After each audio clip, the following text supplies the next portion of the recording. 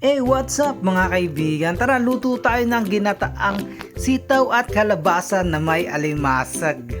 At sa mga mahilig dito mga kaibigan, ayan, maglaway muna kayo lalo na dito sa aking ihahayin, lalo na kung ang ating ginataan ay may alimasag.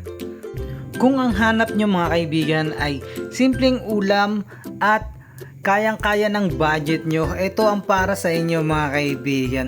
Sitaw at kalabasa gata na may alimasag lang ay sapat na mga kaibigan. At ito na mga kaibigan ang ating alimasag na gagamitin.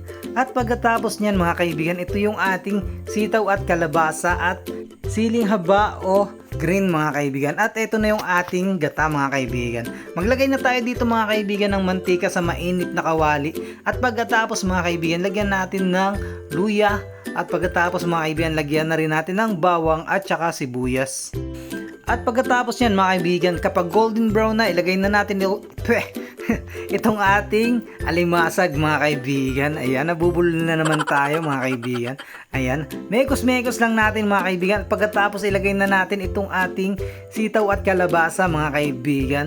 Ayan, at pagkatapos mga kaibigan, lagyan natin yan ng water mula sa Mississippi River mga kaibigan. Konting water lang mga kaibigan, okay na yan. At ito na yung ating sitaw kalabasa na may alimasag mga kaibigan. Kapag medyo kumukulo na yung ating water mula sa Mississippi River mga kaibigan, ilagyan natin ng asin, paminta at saka cubes. Depende na lang sa inyo kung lalagyan nyo ng cubes mga kaibigan. At pagkatapos nyan mga kaibigan, ilalagay na natin paunti-unti itong ating gata mga kaibigan. Ayan, hintayin lang natin itong maluto. Ayan, naglagay na rin ako dito mga kaibigan ng siling haba mga kaibigan. Ayan, kung mapapansin nyo mga kaibigan, ang paghahalo ko ay yung ganito, yung tinatakal-takal ko lang mga kaibigan. Ayan, yung iba kasi tinatakpan mga kaibigan Pag kasi tinatakpan yan mga kaibigan ay makokorta o magbubuo-buo yung gata. Para lamang po sa aking opinion yun mga kaibigan. At sa aking experience mga kaibigan.